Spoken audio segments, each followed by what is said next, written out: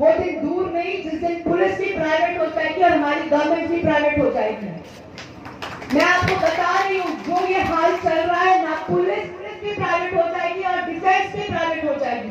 दूसरा, फिर ये कहते हैं end of all privately owned property. कहने का मतलब हमारी जितनी भी संपत्तियां हैं, प्राइवेट संपत्तियां हैं। देखो, आज हमें समझना जरूरी है कि जो जितने भी किसान भाई हैं, किसानों में भी काफी वर्ग है।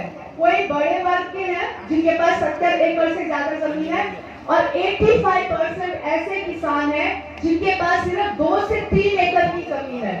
और ये इनका टारगेट है कैसे ना कैसे जमीनें हड़पना। अगर आपको ये लोग बोलेंगे ना कॉन्ट्रैक्ट फार्मिंग की बड़ी बातें बताएंगे, मैं जनता को कह रही हूँ कुछ नहीं है, सिर्फ और सिर्फ जमीनें हड़पने का प्लान है। लगभग हमारे किसान शहीद हो गए, जो आज हमारे बीच में नहीं है। उसने सदन में कहा, माननीय सांसद सदस्यों, मैं एक विनती करता हूं आपसे, जो दिल्ली की सीमाओं पर हमारे देश का किसान इन काले कानूनों को लेकर के आंदोलन कर रहा है, इसमें जो हमारे किसान शहीद हो गए हैं, मैं उनके लिए 2 मिनट का मौन चाहता हूं। 2 मिनट का। विपक्षी जितने सांसद थे, वे 2 मिनट के लिए खड़े हो गए। 2 मिनट का मौन शहीदों के लिए क्या, जो किसान इन सीमाओं पर शहीद हुए।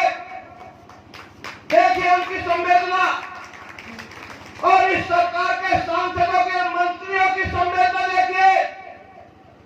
ये जालिम जब 2 मिनट के मौन के लिए खड़े थे तो ये हंसी उड़ा रहे थे। आपने देखा होगा, मुझे दुख हुआ, आपकी आंखों में आंसू आ गए उस चीज को देख करके। लेकिन इन्होंने आपके प्रति थोड़ी सी भी संवेदना नहीं दिखाई और आपके ऊपर हंसी उड़ाई गई। ऐसी सरकार को नेस्तनाबूद नाबूद कर दो। इनको संसद में बने रहने का कोई हक नहीं है।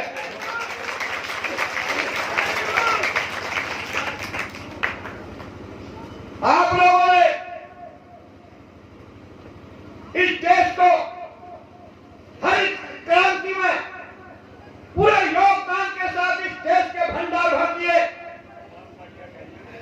श्वेत क्रांति में आप लोगों ने इस देश के बहुत बड़े भंडार भरे हैं। लेकिन ये सरकार, इनके मंत्री इन काले कानूनों के द्वारा आपकी खून पसीने की कमाई को हड़पना चाहते हैं। तैयार हो जाओ, समय आने वाला है। भारत के संविधान में कहीं ये नहीं लिखा कि किसी देश का राजा जनता के प्रति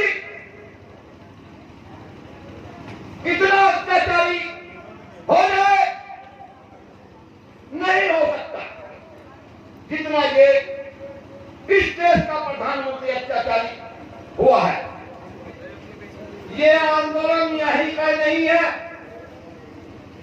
दिल्ली के चारों तरफ के सीमाओं पर किसान बैठे हैं। ये आंदोलन सीमाओं का नहीं, ये इन सीमाओं से बाहर नाम चुका है। भारतवर्ष के हर प्रदेश में, हर जिले में, हर गांव में, हर व्यक्ति के मन में यह आंदोलन प्रवेश कर गया है। और आज ये आंदोलन इस सरकार के गले में फांस बन चुका है।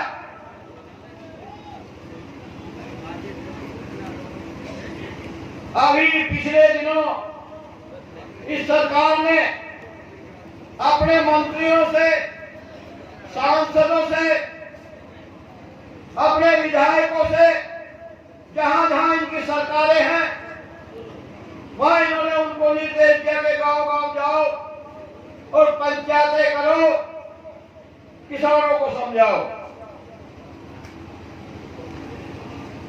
लेकिन वहां भी इनका फजीता हो गया। जानकारी होनी चाहिए। आपको याद होगा पूरे विश्व में रिसेशन आया था 2008-2009 में, कि जब अमेरिका जैसा धनाढ्य देश भी भूखमरी के कगार पर पहुंच गया था। तमाम लोग फांसी लगा रहे थे, तमाम लोग बेरोजगार हो रहे थे, लेकिन उस समय हमारा देश बहुत ही सुदृढ़ तरीके से अपनी व्यवस्थाओं को लेकर के चल रहा था। यहाँ पर भी तकलीफें थी, लेकिन यहाँ उन तकलीफों का असर कम इसलिए हो रहा था क्योंकि यहाँ की हमारी जो अर्थव्यवस्था है उसका 50% कृषि व्यवस्था जो संभाली हुई थी। 47 की आजादी लेने के लिए जो बिगुल बजाया था हमारे शहीद आजम भगत सिंह, मंगल पांडे, सुखदेव जी, चंद्रशेखर आजाद, उन लोगों की रूह आज आसमान से टिकैत साहब के अंदर आके फिर से चुनौती दी है। और केवल संगठनों को एक नहीं बनाया, ये लंबे समय से जब से अंग्रेज गया तभी से यहाँ हिंदू, मुस्लिम, सिख, ईसाई का बीज जो है वो बोगे गया और उसका लगातार इस्तेमाल हो गया था। इंसान इंसान के बीच में बट गया था। एक ये भी बड़ा काम किया कि चाहे किसी धर्म का है, चाहे किसी जाति का है, चाहे किसी भाषा का है, चाहे किसी क्षेत्र का है, लेकिन वो किसान और मजदूर है, तो इन 3 कानूनों को रद्द कराने के लिए और एमएसपी का कानून बनवाने के लिए हर तरह से संघर्ष करने को तैयार हो रहा है। और यही इस आंदोलन की जीत का सबब है कि जिन कृषि कानूनों के लिए वापस करने के लिए हम बैठे। इसमें बहुत सारे लोग मोदी साहब को धमकी देते हैं, तो बहुत सारे लोग उनसे अर्ज करते हैं कि साहब 3 महीने हो गए, अब तो सुन लो, अब तो दया कर दो। लेकिन ये मामला ना दया का है ना चेले का। ये बीच में कबड्डी की दोनों टीमों के बीच में एक सेंटर लाइन खींची। वो सेंटर लाइन क्या है, इसको हमें समझना होगा। एक छोटा मोटा सवाल नहीं,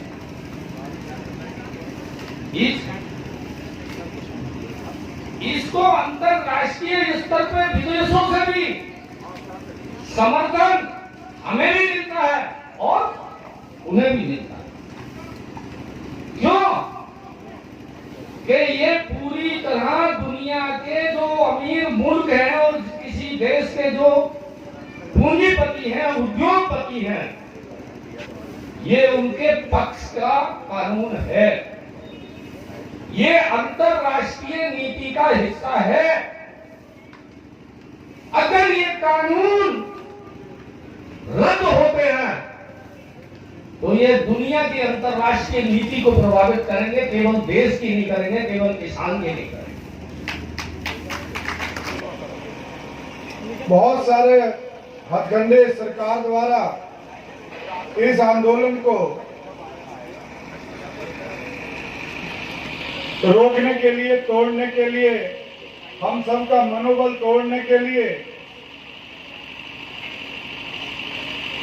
बहुत सारी साजिशें, षड्यंत्र जो हैं वो रचे जा रहे हैं। हम सब ने सावधान रहना है।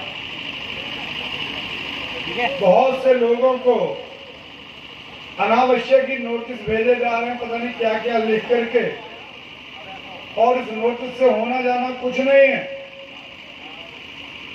सिर्फ ये कि लोगों के मन में डर बैठे और वो इस आंदोलन में शामिल ना हो। तो ये गलतफहमी सरकार को दूर कर लेनी चाहिए कि हम तो उन लोगों के वंशज हैं, उन शहीदों के वंशज हैं जो फांसी चढ़ते वक्त भी घबराए नहीं। इन नोटिसों की तो बात ही क्या है। जब फांसी पर चढ़ना था भगत सिंह जी ने, उससे पहले भी वो एक किताब पढ़ रहे थे, शायद कौन सा ज्ञान अर्जित करना चाहते होंगे। उस समय भी उनके मन में ये जज्बा था, उन्हें मालूम था कि कुछ देर बाद मैंने फांसी के फंदे पर झूलना है। और जब फांसी के फंदे पर चढ़े तो उस किताब का पेज मोड़ करके छोड़ करके गए थे। ये सरकार को समझ लेना चाहिए कि हमारे किसानों ने, हमारे नौजवानों ने उसी किताब का वो पेज अब खोल करके फिर पढ़ना शुरू कर दिया है। इसलिए इन नोटिसों की कोई चिंता नहीं है। अपने खोखले विचारों से अंबानी अडानी का रावण राज चलाना चाहते हो। अपने खोखले विचारों से अंबानी अडानी का रावण राज चलाना चाहते हो। और जो भरता है पेट पूरे हिंदुस्तान का, उसी को दाने दाने का मोहताज बनाना चाहते हो। और बता तो दो क्या चल रहा है तुम्हारे खोखले विचारों में। और बता तो दो क्या चल रहा है तुम्हारे खोखले विचारों में। मैं अकेला नहीं हूं, मेरी आवाज गूंजेगी लाखों हजारों में। दोस्तों, आज जो हम लोग डर जाते हैं कि ये सरकार जो आवाज अगर सच्चाई के लिए उठाएगा, हक के लिए उठाएगा, उसको जेल में डाल देगी, कर रही है। लेकिन अगर यही सोच के हम लोग बैठते रहे, यही सोच के हम लोग डरते रहे, आज अगर खड़े नहीं हुए तो फिर कब खड़े होंगे। इसी के लिए एक शेर में अर्ज कर रहा हूं, जुल्म के साए में पर तोलेगा कौन। जुल्म के साए में पर तोलेगा कौन। देखना यह है कि लब खोलेगा कौन। देखना यह है कि लब खोलेगा कौन। सच बयां करना जरूरी है बहुत, आज सच बयां करना जरूरी है बहुत। मैं भी अगर चुप रहा तो फिर बोलेगा कौन। तो हमें ये सोचकर चुप नहीं रहना है, डर कर नहीं जीना है, डर कर नहीं जीना है, खुलकर जीना है। तो हम अपने हक के लिए आवाज उठाएंगे। दूसरे अगर जिसकी आवाज दबाई जा रही हो, उसके साथ में हम खड़े होकर आवाज उठाएंगे, अपने हक के लिए लड़ रहे हैं। और ये जो अधिकार है हमें हमारे संविधान ने दिया है, इस अधिकार को कोई माँ का लाल छीन नहीं सकता हमसे। ये हमारे भारत ने, जो हमारे भारत के लिए, जिसको हमारे भारत ने जिन्होंने हमारे भारत को आजाद कराया, वो हमें ये अधिकार भी दे के गए कि अपनी आवाज को आप सही तरीके से कानून के अकॉर्डिंग, संविधान के अकॉर्डिंग आप कितना भी बुलंद करो, आपकी आवाज को कोई दबा नहीं सकता। अगर आप सच्ची आवाज उठाते हैं, अगर आप देश के लिए आवाज उठाते हैं, तो आपकी आवाज को कोई भी दबा नहीं सकता। यानी कि एक शेर है आज के, उस पे जो है सही रहेगा, कड़वा कसेला कर दिया माहौल मुल्क का। आज जो नफरत का जहर घोल रहे हैं, कड़वा कसेला कर दिया माहौल मुल्क का। नफरत का जहर दे दिया हर एक जुबान को, नफरत का जहर दे दिया हर एक जुबान को। लालच में राजपाट के एक चाय वाले ने, लालच में राजपाट के एक चाय वाले ने बर्बाद करके रख दिया हिंदुस्तान को।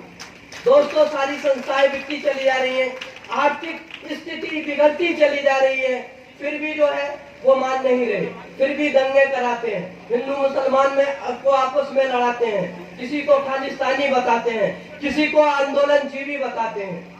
तो ये जो चीजें चल रही है, ये कब तक चलेगी। हमें जो है नीतियों से प्रॉब्लम है, जो सरकार को आगे लेकर जाने की नीति होनी है।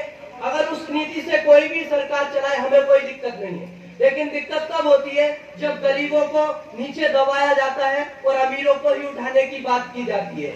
ये जो किसान आज यहाँ है, यहाँ हम जो है एक किसान की ही नहीं, या मजदूर की भी आवाज उठाई जा रही है। यानी कि ये किसान जो आज लड़ रहा है, तो ये जमीर को जिंदा रखने के लिए लड़ रहा है, और मोदी जी जो अपनी जिद पर अड़े हुए हैं वो अमीर को जिंदा रखने के लिए।